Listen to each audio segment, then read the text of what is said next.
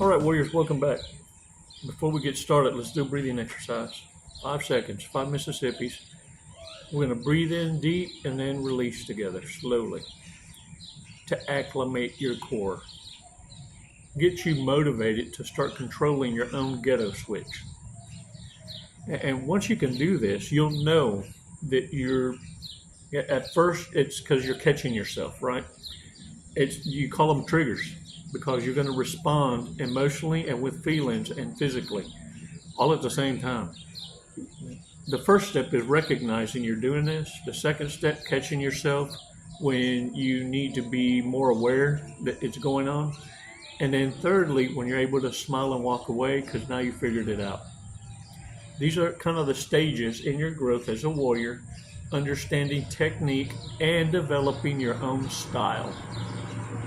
All right? 5 seconds though gets you to first recognize it so that you operate from it becoming a trigger to now a developed lifestyle. 5 seconds though. Let's take a badass walk on the beach, man. Let's talk and laugh a little. 5 seconds.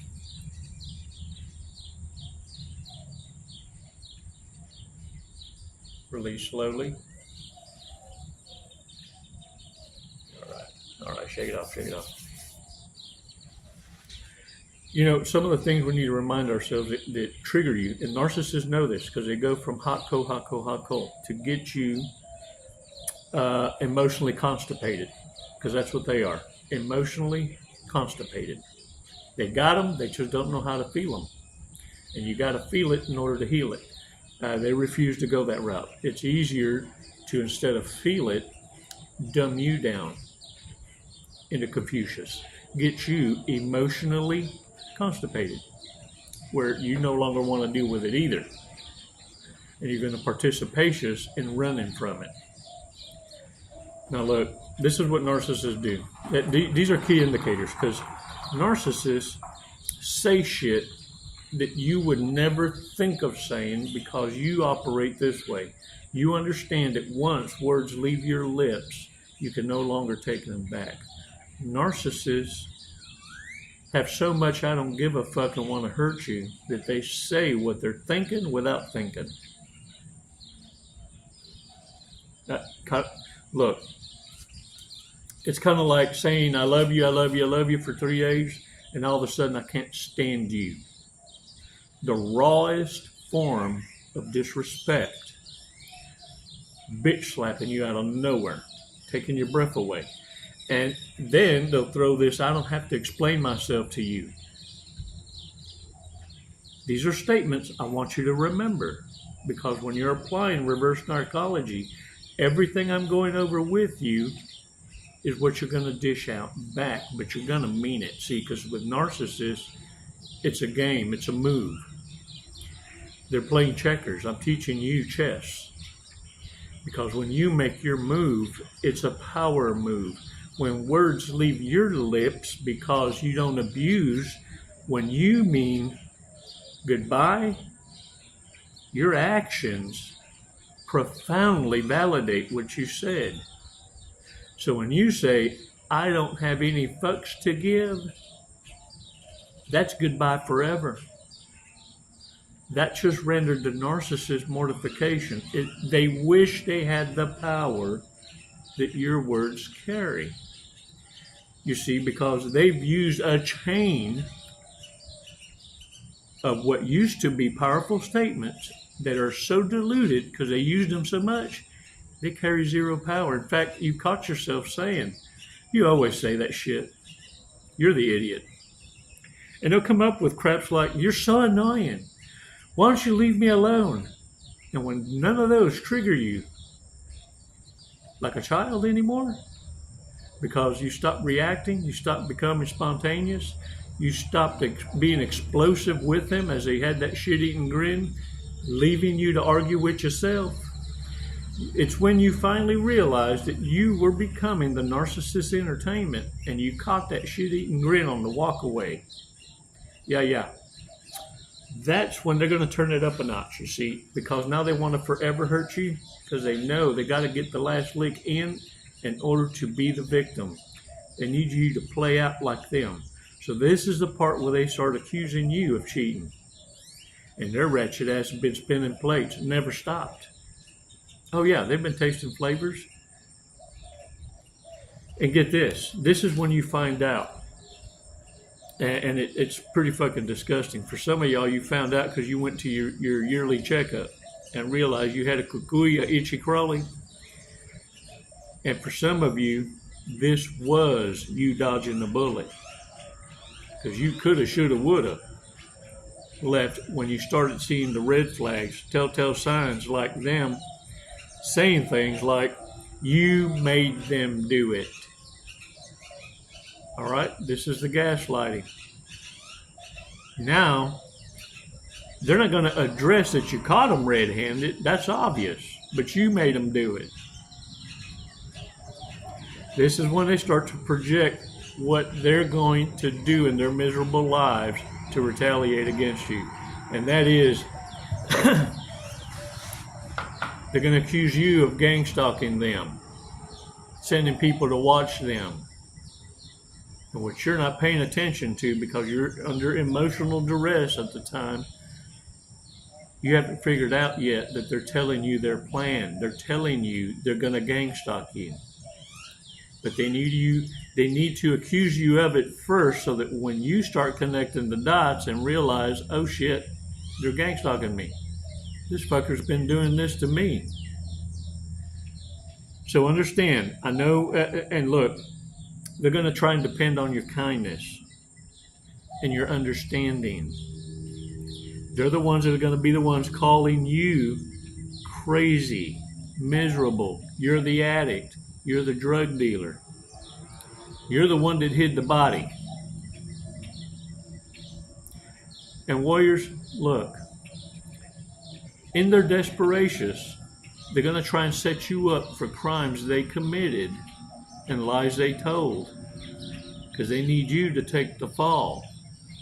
They understand prison talk. They understand prison law, because it's a whole different set of rules. And if you'll notice, with narcissists that have had pillow talk with cons, always want to set you up to be a chomo. Yeah. Or an abuser, because they know that if you ever get caught or charged, regardless if it's false accusations, if you ever get convicted and put, a kite will be sent, and it'll be your last. It's like a death wish forever. Punishment for life. Narcissists know this. In order for them to get you out of the equation or collect on life insurance, one of the best remedies they could ever deploy on you is going to be bad paper. Warriors, remember, narcissists are emotionally constipated. You're going to have to apply pressure on that portion of their incompetence. And look, just for a quick Bible study, I want you to understand, there was a nun teaching class at catechism and trying to learn it, the chairess, and asked the chairess, what part of your body goes to heaven first? And little Susie raises her hand, says, it's got to be your hands. It's got to be your hands. The nun says, please explain, Susie. Please explain to the class why you believe it's the hands. She said, when you put your hands together like such, when God calls on you, it's your hands that he takes you by to bring you into heaven. The nun says, that is a great, great analogy. Oh, little Johnny, he's kicking it. He's just all over it. He pick me. I got testimony.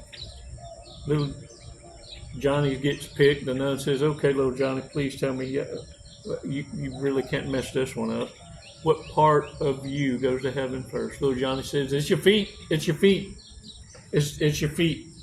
Let me tell you why. And the sister's going, oh gosh. Okay, Johnny, explain to us. Why do you feel it's your feet that go first? When I walked in on Mama and Daddy in their room and opened that door, her feet was raised to the heavens. And she says, oh Lord, I'm coming. And if it weren't for Daddy holding her down, we almost lost her. Warriors, don't ignore the signs and laugh a little. Yeah, it's a serious topic, but understand, you control the Hoover. Now with this awareness, it's all a choice. And the choice is in your hands. Your shit-eating grin destroys the narcissist's false self. Once you're onto them, it's just a matter of you letting them know you onto them. And all it takes is a little bit of resistance to fuck their world up. A smidgen. When they are confronted with facts and are allowed to deviate from them, that's not what I saw. That's not what I heard. I was there. They become emotionally constipated at that point. Let's go over some red flags. Drunk, stoned, or stupid might be a narcissist. Mix it up. Fucking loves Christmas.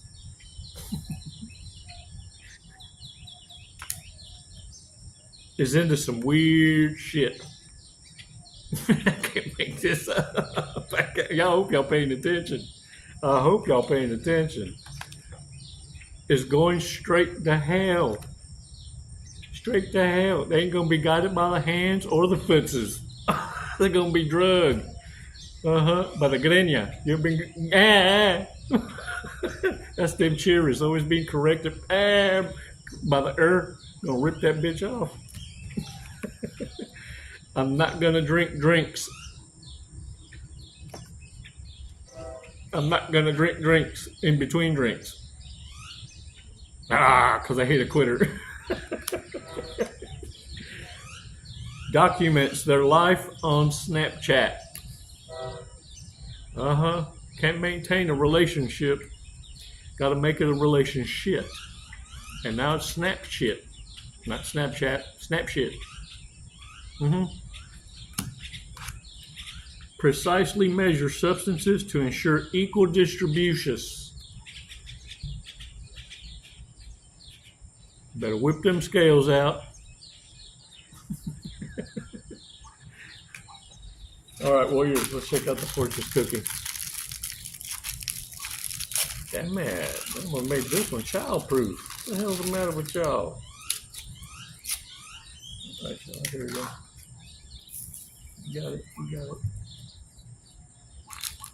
You should have a talk with a friend today. You should have a talk with a friend today. And your best friend should be the one that's always been there for you, never left your side. Have arguments with you, beat your ass down, telling you what you're fixing to do is wrong. The divine in you is your best friend. The voice of reason.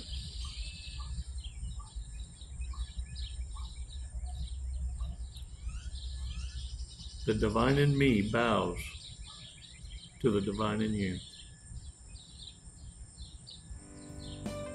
In case you were ever wondering what namaste means. It's never goodbye, warriors. It's always until next time. Les mando besos y abrazos.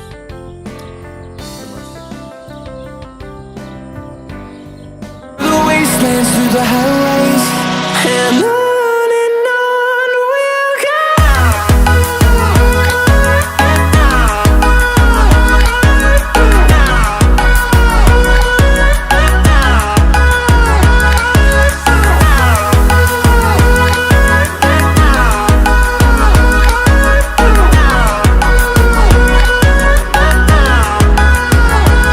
And we'll grow in number, feel to see the horizon. Turn us to thousands, and we'll grow in number. Fueled by them to see the horizon. Turn